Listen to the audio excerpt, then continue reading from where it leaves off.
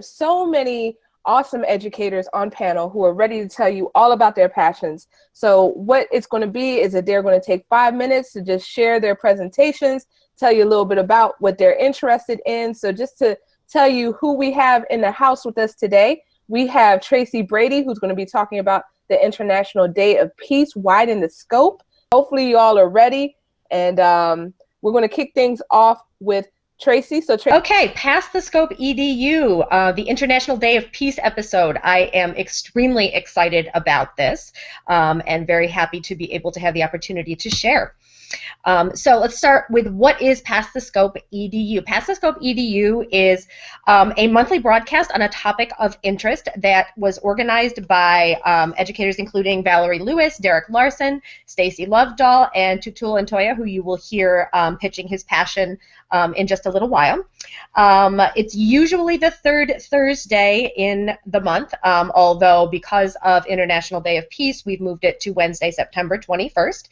Some of the topics so far have included global connections, creative mojo, and the ever popular I Know What You Did This Summer, where we talked about how we're going to implement things that we've learned in our summer professional development. So what is the International Day of Peace?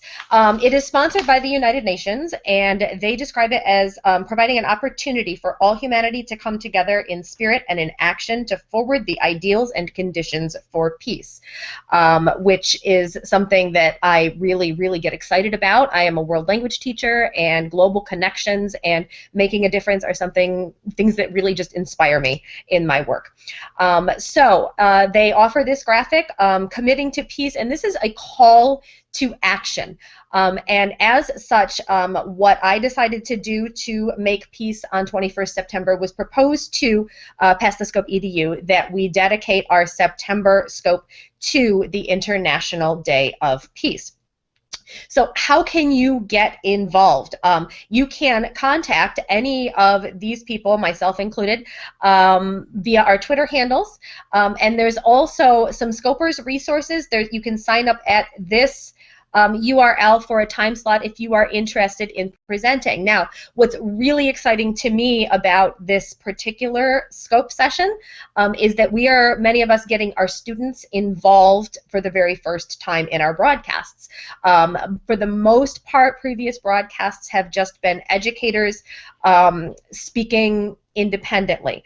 But there are a lot of ways that you can open this up and involve your students. I am involving my French students who will be performing a song about on the topic of peace. They will be singing in French. And my Spanish classes will be presenting a global project that they will be in the process of planning, and they will talk about their work to date, and it's with an organization called Matone de Chihuit, which works to battle water scarcity on a global level.